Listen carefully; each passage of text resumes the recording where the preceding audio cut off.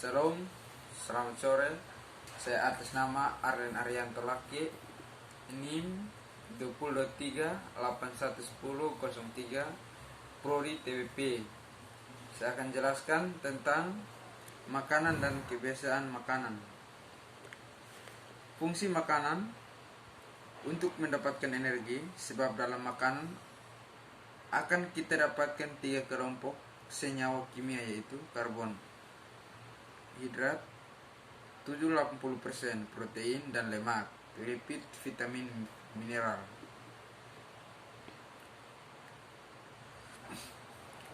Fotosintesis dapat dilakukan oleh tumbuhan dan bakteri anaerob.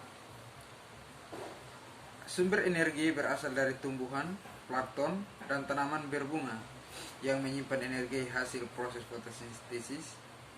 Proses pembentukan zat organik karbohidrat dari zat organik atau HO2 dan CO2 dengan bantuan cahaya matahari. Matahari membawa unit-unit energi disebut foton, dan energi inilah yang memegang peran dalam proses fotosintesis. Tumbuhan HO2 tambah CO2, bakteri H2S tambah CO2. Proses fotosintesis dapat dibagi menjadi 2 kelompok, yaitu kimia yang saling berkaitan.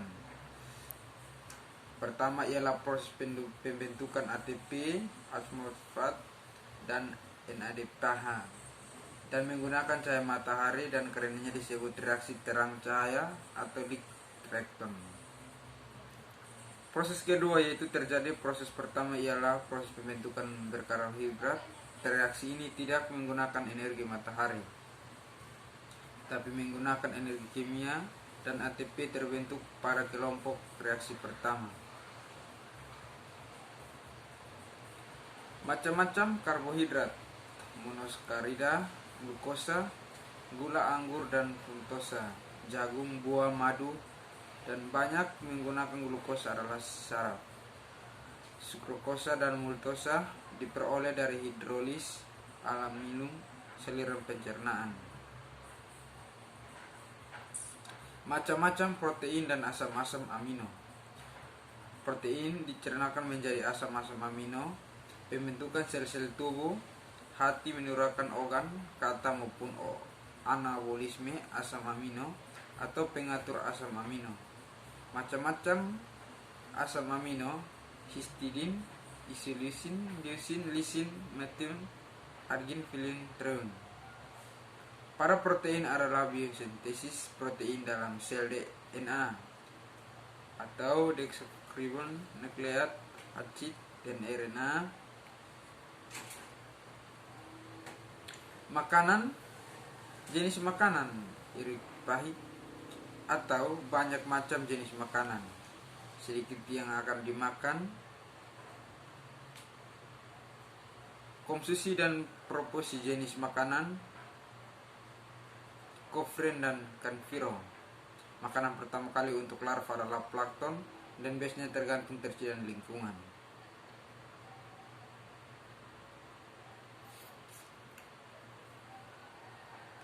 Persentuhan atau feeding frequency, waktu aktif mencari makan amis. Cara makan malam, nocturnal, pada siang atau sore, atau selama 24 jam yang 1 kali, atau sore saja atau 2 kali, dan lain. Ciri: herbivore, tidak mempunyai gigi, memtapis insang yang lembut, tak mempunyai lambung yang benar atau jaringan usus, otot yang kuat, mempunyai usus yang berliku-liku atau panjang 3 kali panjang tubuh. Ciri-ciri karnivor: mempunyai gigi untuk menyergap, punya lambung, usus pendek. Kebutuhan nutrien ikan, kebutuhan protein. Watanabe 1988 menyatakan bahwa protein dibutuhkan oleh ikan untuk pertumbuhan dan menghasilkan energi, dan merupakan bahan penyusun utama dari jaringan dan organ tubuh hewan, dan unsur nitrogen lain seperti asam nukleat dan hormon. Protein merupakan zat penyusun tubuh utama sehingga pemberian protein yang cukup diperlukan untuk pertumbuhan cepat. Protein dapat berasal dari tumbuhan atau protein nabati dan hewan protein hewan. Protein hewani lebih mudah dicerna daripada protein nabati. Kebutuhan ikan di protein dipengaruhi oleh beberapa faktor seperti ukuran ikan, suhu air, tingkat atau dosis pemberian pakan, kualitas pakan, dan ketersediaan pakan alami. Protein dibutuhkan oleh ikan untuk pertumbuhan dan menghasilkan energi. Mutu protein dan dipengaruhi oleh sumber asalnya dan kandungan asam aminonya. Berkisar antara 25-50% level atau kebutuhan lemak berperan sebagai sumber energi dan untuk memelihara bentuk dan fungsi membran atau jaringan, dan steroid bagi organ tubuh tertentu, serta untuk mempertahankan daya apung tubuh. NRC 1977. Nilai gizi lemak dipengaruhi oleh kandungan asam lemaknya, khususnya asam-asam lemak esensial. Kebutuhan lemak tergantung spesies seperti pada ikan gurame. Kebutuhan asam lemak esensial pada benih gurame berukuran 0-46 0,51 gram adalah sebesar 0,5% asam linolenat dan 0,5% asam lemak linolenat. Beberapa faktor yaitu kadar karbohidrat dalam pakan, pencernaan karbohidrat, dan jumlah pekan yang masuk.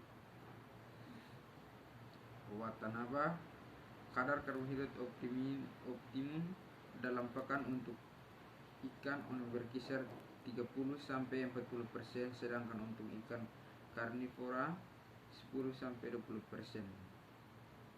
Kebutuhan vitamin, fungsi vitamin sebagai katalisator terjadinya proses metabolisme untuk pertumbuhan normal, perawatan tubuh, dan reproduksi.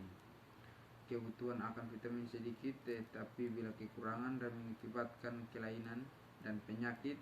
Yang mempengaruhi kebutuhan vitamin ialah ukuran ikan, jenis ikan, umur ikan, pertumbuhan, suhu air, dan komposisi dalam pakan. Mineral adalah bahan organik yang dibutuhkan oleh ikan untuk pembentukan jaringan tubuh sebagai aktivator enzim dan hormon. Kebutuhan mineral ikan sulit diprediksi karena dalam air terdapat mineral yang dapat diserap ikan melalui insan, yaitu kalsium dan fosfor. Pakan buatan dan sumbernya. Bahan pakan buatan. Pakan buatan ialah pakan yang sengaja dibuat dari beberapa jenis bahan baku. Kegunaan pakan: 1. Dapat disediakan dengan mudah secara kontinu dalam jumlah yang cukup.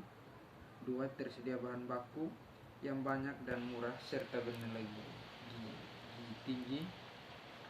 Tujuan pemberian pakan pembuatan adalah untuk memenuhi kebutuhan organisme akan zat pakan. Kriteria pakan yang buat yang berkualitas. Kandungan gizi pakan protein harus sesuai dengan kebutuhan ikan. Diameter pakan harus lebih kecil daripada bukan muluk ikan. 3. Pakan mudah dicerna. Kandungan nutrien pakan mudah diserap tubuh. Memiliki rasa suka yang dipelihara. Kandungan abu yang rendah, tingkat efektivitas tinggi. Sumber baku pakan berasal dari hewani dan tumbuhan. Protein: 1. Kacang kedelai, 2. Kacang hijau, biji kapas, dan biji kapuk. Sumber bahan baku pakan berasal dari hewani sebagai sumber protein.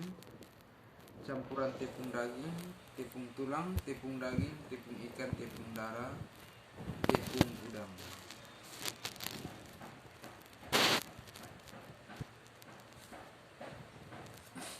Ikan yang digunakan dipilih yang mengandung kadar lemaknya rendah untuk menghindar ketinggian Tepung ikan yang berasal dari olahan ini memiliki protein yang lebih rendah. Tepung darah mengandung 85% protein dan lemak. Di samping itu, tepung darah merupakan sumber protein yang akan kaya lisin, arginin, methionin, cysteine, dan leucin, tapi miskin isoleucin. Sumber karbohidrat untuk pakan buatan berasal dari dedak padi, dedak gandum, dan tepung jagung. Tepung jagung yang sering digunakan pakan berasal dari jagung kuning dan jagung putih. Dan jagung kuning mengandung protein dan energi lebih tinggi, sedangkan daya lekatnya kurang. Sedangkan jagung putih sebaliknya, protein dan energi kurang tapi daya lekatnya kuat. Jagung kuning protein rendah, FI sebesar 9%, serat kasar 2%, dan lemak 4%, dan dedak. Sekian dan terima kasih.